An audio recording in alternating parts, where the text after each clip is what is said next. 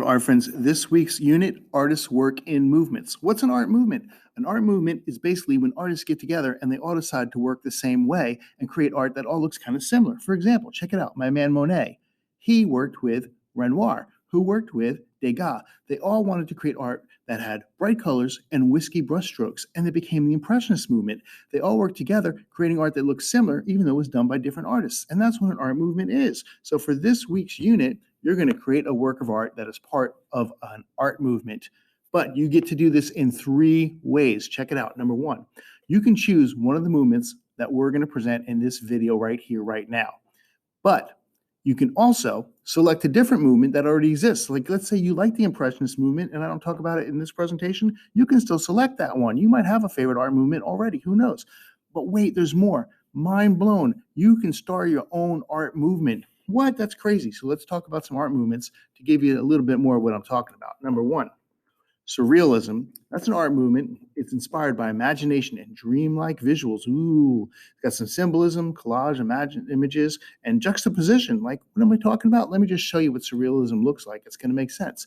And there's different artists, like Salvador Dali was a Surrealist. Now, if that doesn't look dreamlike and maybe a little bit creepy, but it is. It's surreal. It's not even like realism. It's crazy imagination.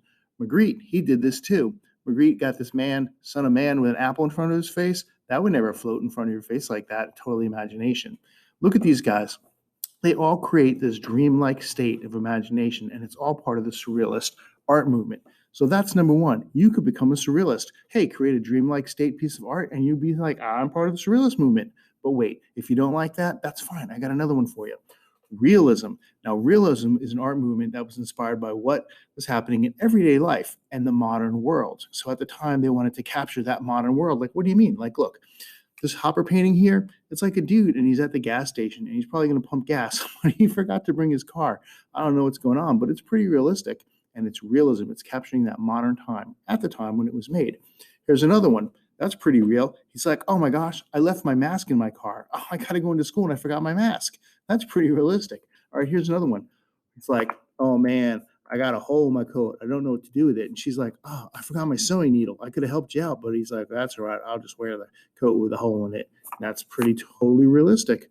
And these guys are like, man, I wish I had a boat. Money can't buy you happiness, but it can buy me a boat. And the other guy's like, yeah, and a truck to pull it. But they don't have one. So that's realism, capturing a time of modern day. So maybe there's some modern day stuff happening today and you want to do a realist picture. Go ahead and jump on that movement. But wait, there's more. Pop art. Now, pop art is a movement that was inspired by things like comic books, advertising, just everyday mass-produced objects like popular items. So check it out. Roy Lichtenstein, he was inspired by comic books. So he did these large-scale paintings that look like they were right out of a comic book. This guy right here, he actually uses iPads to draw on it, which is pretty poppy, and he usually does swimming pools, crazy things like that. Andy Warhol did pop art, and he would do soup cans. Like, everyone loves soup. That's pretty popular. And he would do Brillo pads. Everyone likes to clean their pots and pans with Brillo pads. He did all these crazy things. Even boxers and famous people, popular things of the day. So maybe you want to do some popular things like numbers. Who doesn't like numbers? 1, 2, 3, 4. And they always have these bright colors too, part of the pop movement. Okay, so that's going to be a pop artist. But I'll give you one more just in case you're not sure. Pop art, boom, boom, boom. It's an art movement that's inspired by visual perception and creates an illusion of movement. What does that mean, Mr. Sands? Whoa, my eyes are bugging out. It looks like my eyes are moving right there. Whoa, I'm bugging out. It looks like my eyes are moving right there. These optical illusions are just making me crazy.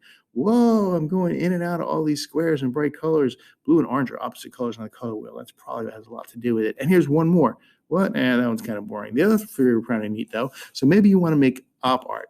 So you can choose one of these art movements, or you can select a different art movement altogether. Like I said, the Impressionists, Renaissance, Baroque period. I mean, you can just type in art movements on Google and you'll probably get a whole bunch of other ones. Or you can start your own movement. You could be like, you know what? No one's ever made, cat art. And so I'm going to start the cat art movement where we all just make pictures of cats. And I'm going to get all my friends to join too. Like, get a bunch of people to join. Your mom might join, your dad, your little brother, sister. I don't know. Maybe you got an aunt, uncle, grandmother. They can all join the cat movement. That'd be pretty cool. So it's up to you. Create a work of art that's part of an art movement. All right, let's go make some art.